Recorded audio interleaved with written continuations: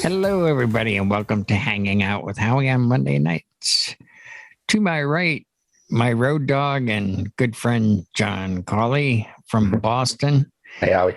And we have the soothsayer of all things legal music from Maryland, Bill Marsh. Welcome, guys. How you doing? So you guys watched the show tonight, did you? The virtual training?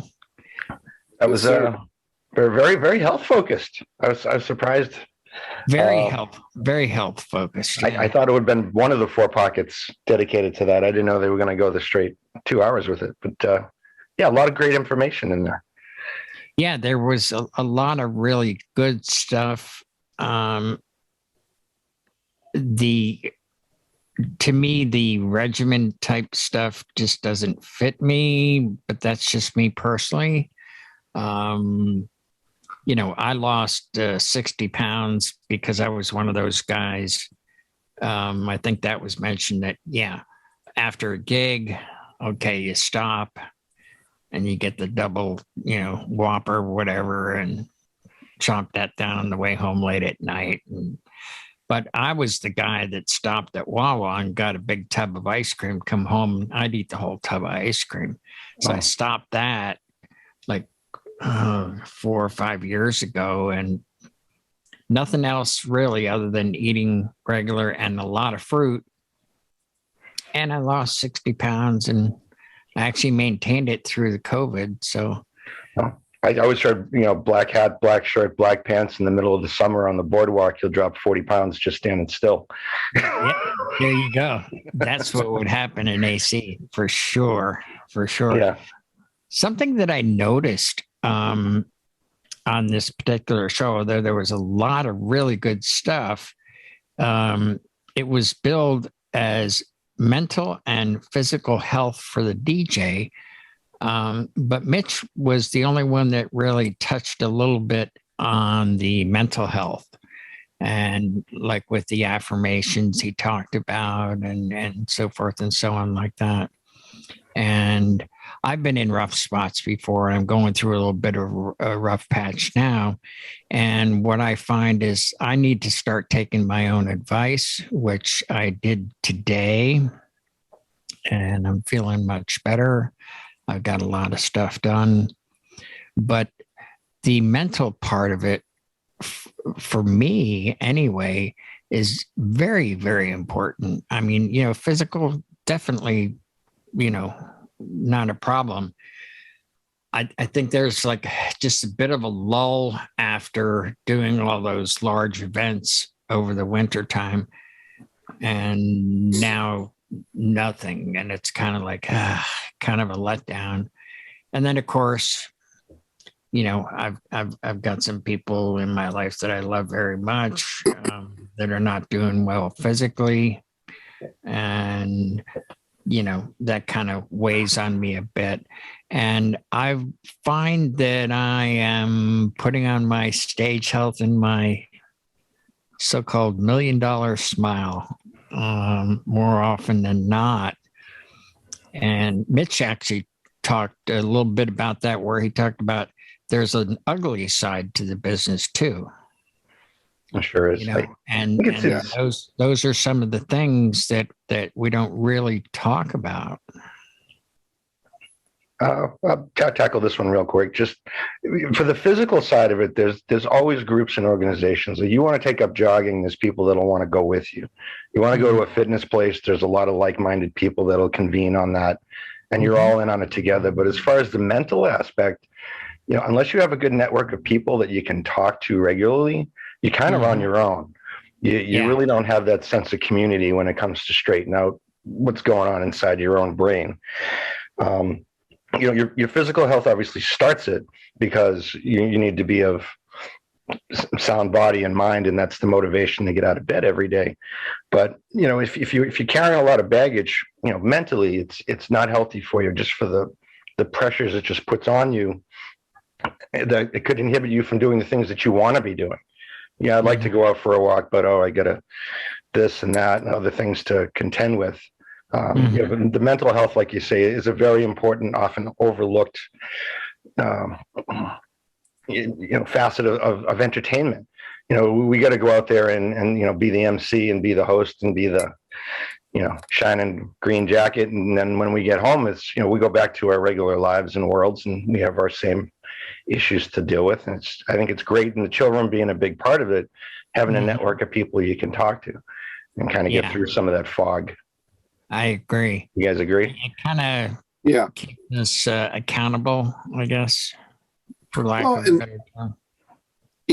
Mike did briefly touch on the mental side of things just by talking about, he always makes sure he has his next vacation plan, and he has that as a, almost like a goal. I've got to survive the next 9 months to get to my vacation. And I kind of half jokingly commented my next vacation is DJ Expo, but that really is, for me, there is an element of vacation to it. I go a day early, I leave a day later. I enjoy, some non-DJ related time during those 2 periods. But to me, part of the vacation is getting together with, new guy, my newest groups of friends through the chill room, and my old friends. I mean, when you be going as many years as I have, you kind of end up not even seeing the same people each year, or at least not spending a lot of time with the same people each year. And that too is kind of cool, getting to just see some new folks and be around some new folks. I realize it's not a real vacation, but from a mental side, kind of what was also being said, and like you were saying that Mitch was talking about, I tend to feel like I carry more baggage or more depression for other people's situations than for my own sometimes. Yeah. And how I know, what you were referring to, and that's been on me for a few days, and, here and there. And we've talked about that.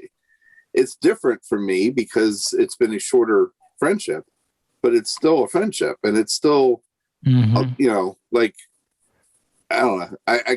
I was having a hard time putting thoughts to words, but I feel cheated because, I don't get to know him as long, but, hopefully we will. And, but there's other things too. To me, there's also that competitive side where you end up finding out that you lost a job, not because somebody did a better job selling than you, but because somebody did something to undercut you, and that can get depressing. That can weigh on you. Yeah, that I think that angered me more than anything was when they wanted a kickback. And I told Lori this earlier today. I said, I'd rather live in a van down by the river than pay a kickback to anybody any day. Absolutely. I'll never pay a kickback to anybody. I won't pay to play, and it's just temporary situation. I've been here before, and I'll get out of it. I'm just going to have to reach out a little bit more, to you folks here, and I guess be a little more involved. I've put in thousands of hours here, but I just needed that break for a few days, just to be with my own thoughts. And kind of like planning for vacation, okay, what am I going to do here now? Here's a guy that I used to talk to sometimes 3 or 4 times a day. I'm lucky to hear from him once a week. Just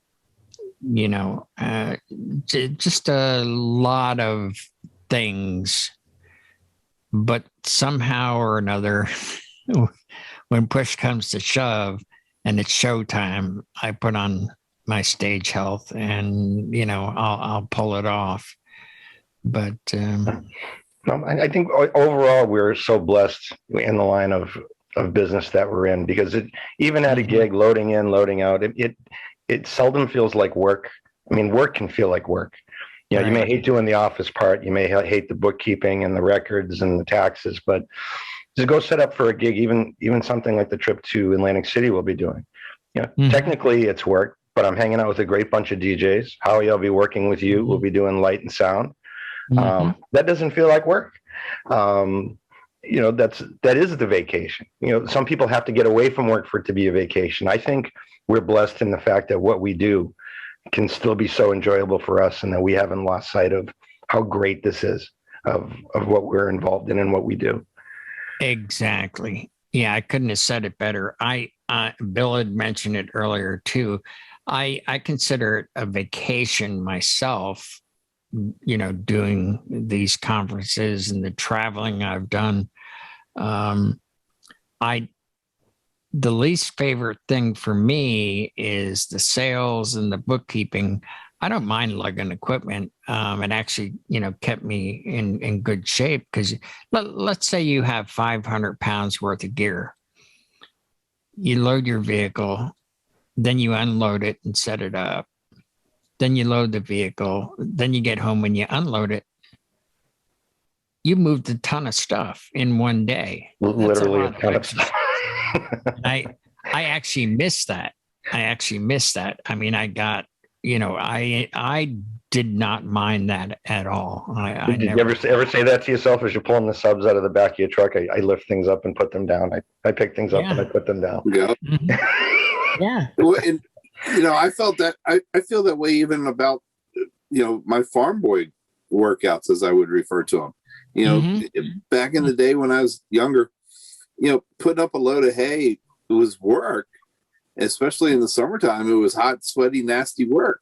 But, it was also a workout, and it was, a good way to kind of stay healthy. And, every time somebody would say to me as I'm, packing up, "Hey, would you like some help?" I'm like, "Nah, this is my 20-minute workout." Yeah. and that's, loading that truck and unloading, just like you said, pick things up, put it down, and then get home and unload it again. That is a workout. And I haven't even gotten those. Obviously, I'm, Yeah, I'm carrying around some COVID with me. I have always turned down help. Whenever I do event, hey, need help, loading, or no, thank you very much. Appreciate it. You can get the door though. Thank you. Pretty soon we'll have technology saying, "You've missed a trip of equipment. You brought in 4, you took out 3. Somebody rolled something by. That'll be on our watch that tells us. Our Fitbits will tell us that. Yeah. You're like, oh, how many calories did we burn? It's like, I don't know. I went to the last time I went to the doctor. I went, "You lost 10 pounds." And I was like, "Oh, really? Oh, good, cool." So. Well, as long as we keep doing conferences, we'll get plenty of steps in. If I had the technology in my phone back then, I probably did 100,000 steps in Vegas, probably over 50,000 in Atlantic City. Even though the hotels are right next to one another, I had to go back and forth several hundred times in the course of 4 days. As it was, well, just walking through the Hard Rock to go from one of the venues to the other, and trying to find that very last venue, that was a freaking nightmare.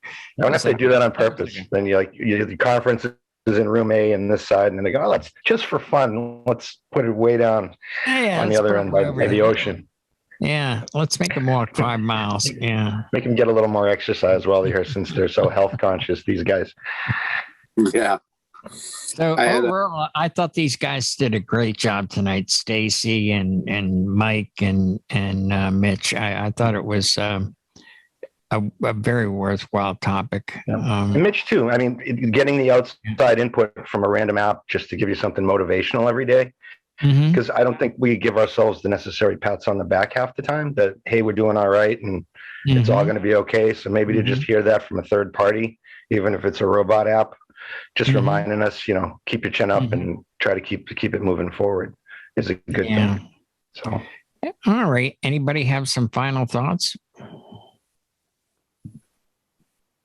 Guess not.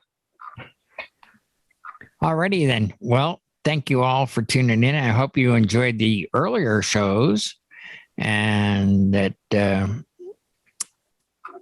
we'll see you next week.